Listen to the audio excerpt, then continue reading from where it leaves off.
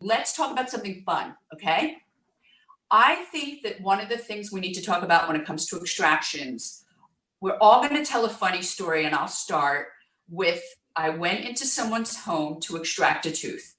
I knew I could do it. If I can't do it, I send it out. Let's just put that out there. When we get in there and we see that this is something we shouldn't touch, we say, I'm sorry, we have to send this patient out. So that's very important for everyone to know. We don't do it unless we know or 100% sure that we can get a tooth out. If there's going to be anything that's precarious or unknown, we stop, we don't charge, we send out. But I was in a home the other day and I took out a tooth from a very famous rock and roll person. Can't tell you who. And his wife was sitting by. And I took the tooth out, and I always like trick them a little. I'm like, all right, I'm going to do it now. And it's done, right? I'm done. And there she was, fainting. So I had to stop what I was doing. He was fine. And I had to put her in the bed and take care of her. So I always ask the person who's helping me, are you afraid to watch this? Because if you are, I have to take care of the patient. I can't take care of you. So do any of you have any funny stories like that you want to share? I don't know if this would be funny or not. The 101-year-old I was telling you about, the daughter, after I was done, I was talking, about post-op instructions, right? What to do, what not to do.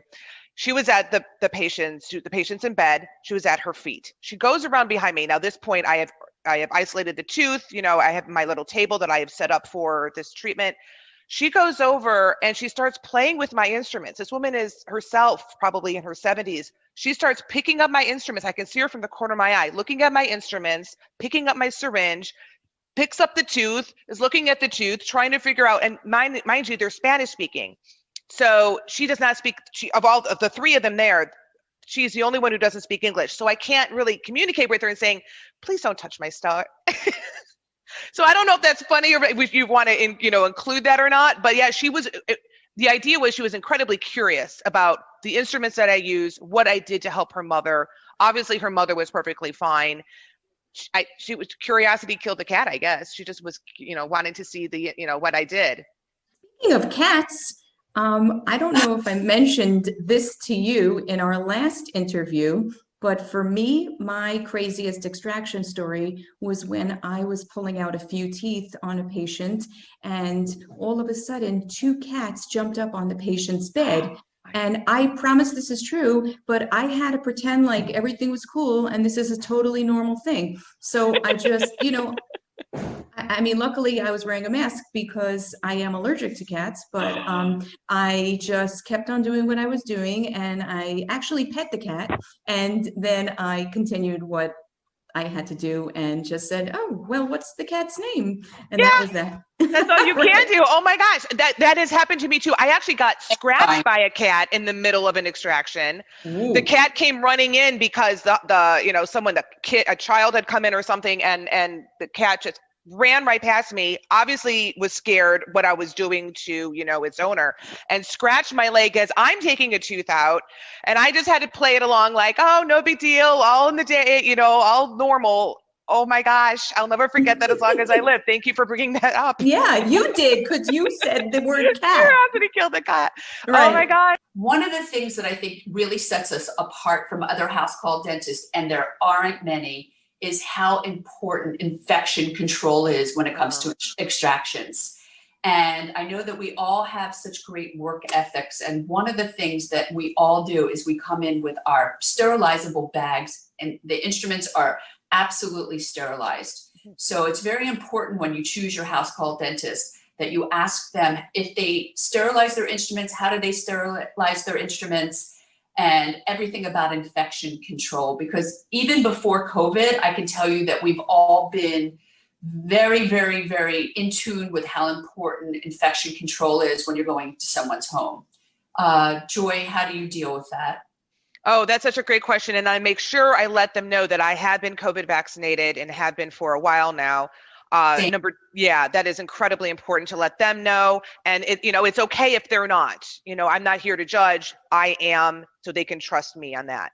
Number 2, I absolutely will show them my instruments to show them they are fully sealed and that they are sterilized. And sometimes if the patient is really nervous or the family is really nervous, I'll actually bring an unsterilized pouch to show the difference in what's sterilized and what's not. At that point, then I will put the instruments, I'll seal them in a sterilizable bag, which then I'll bring back to the office, open up, wash again, and then sterilize in my sterilized unit. So those are all ways that I show that and I also want to make sure that I isolate the area of where my instruments are going to be. So they might have cleaned off the top for me. I will bring my own wipes. I will wipe down, apply paper towels, and then put my instruments on top of it to make sure that I have an area that is isolated and well prepared for an extraction where we, want to prevent any post-op infection of any kind.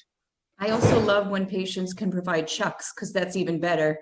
Yes, I love chucks. Me too. Love, I asked for them. Chucks are big pieces of plastic with a big paper towel on top, in case people don't know what a chuck is. Okay, we touched on the topic of the dementia patient and extractions, but we all know that the dementia patient or the Alzheimer patient is terrified. They don't know us. They don't know who we are, that we're their dentist, and we all have tricks of the trade to get the dementia patient or the Alzheimer patient to cooperate. So let's go around and talk about how we do it. I'll start off by always asking a family member if they can't be there, if I can say that I'm one of their friends or I'm their dentist, and I get some personal information. I say, I'm your daughter's friend from high school, and I'm doing this as a favor. She asked me to come over and to check you out. You have such a loose tooth. Let's take you out of pain. That'll be some of my tactics, kind of lying, fibbing, I don't know what you want to call it, but I get them to cooperate. Rachel, what do you do to get people to cooperate? You know what? I just come at them very slowly, very carefully. I talk sweetly. I'm not acting. I'm just trying to make them feel comfortable. No sudden moves, no aggression, just calm. And I try to talk, just say, oh, and then today I did this, just to make them feel like we know each other. There's a familiarity between us. And this way they feel more comfortable. And then I start talking to the aide or the family member and show that we're friends and we're all going to get along and everything is calm and peaceful. And definitely tell them everything you're about to do, except for maybe say, okay, I'm coming at you with the syringe now. But I will say, okay, now we're going to get you numb a little bit. And that's just all we can do. If you ask the caregiver to pinch the nose like this and hard, as you're giving the injection, it does two things. There's something about it that makes them not feel the injection, and it takes their mind off of it. So that's something that I always do. And I'm a lip shaker. You too. Yeah. What do you? So yeah, absolutely. So I always want to make sure that I try to be eye level with the patient. So if the patient's in a wheelchair, I will kneel to be eye level with them. I also want to be able to talk to them face to face. I don't want to be communicating behind them. That distracts them, that makes them nervous. They don't know who I am in the first place, and now I'm talking to them and they can't see me. So eye level and directly in front of them is crucial for me. I also will tend to speak slower. I will give them as much time as possible to ask me questions. And when it comes time for the actual extraction, I ask them, I say, help me help you. I know that you need help and I can provide that help. Help me help you in getting you out of pain. I can't tell you, they feel there is a change that comes over them because now they're actually participating in this by keeping their mouth open. They're helping me. And it usually makes a great appointment. I have one more question. There are times that we know as dentists that the patient is in pain, the dementia patient. They cannot tell us, but we know they're in pain. We push on the area and you see them wince or they hold their face. And sometimes the family member is afraid to let us extract a very painful tooth.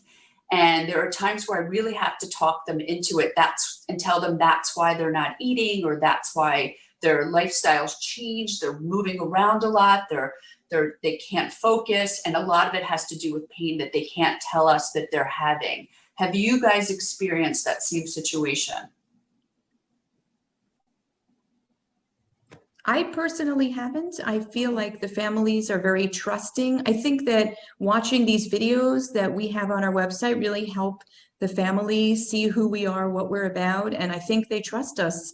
And they, I also am very, very constantly in communication. I always am very accessible. I give people my number, text me anytime of the day, I'm going to answer you back.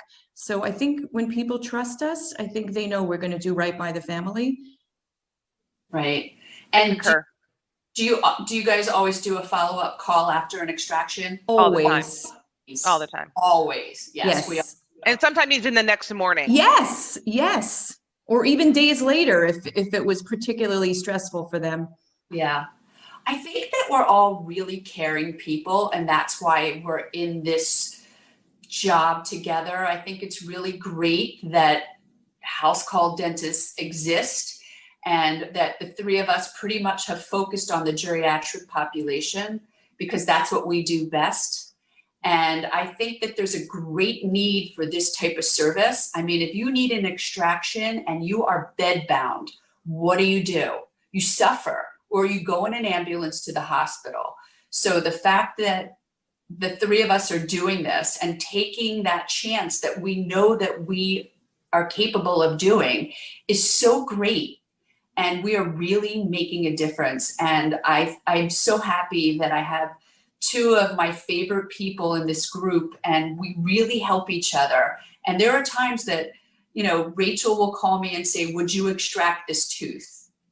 And I say, Rachel, of course, we have such empathy for these patients that we don't want to do anything that risks them having not a better quality of life, but a worse quality of life because we're extracting. So sometimes we leave root tips in.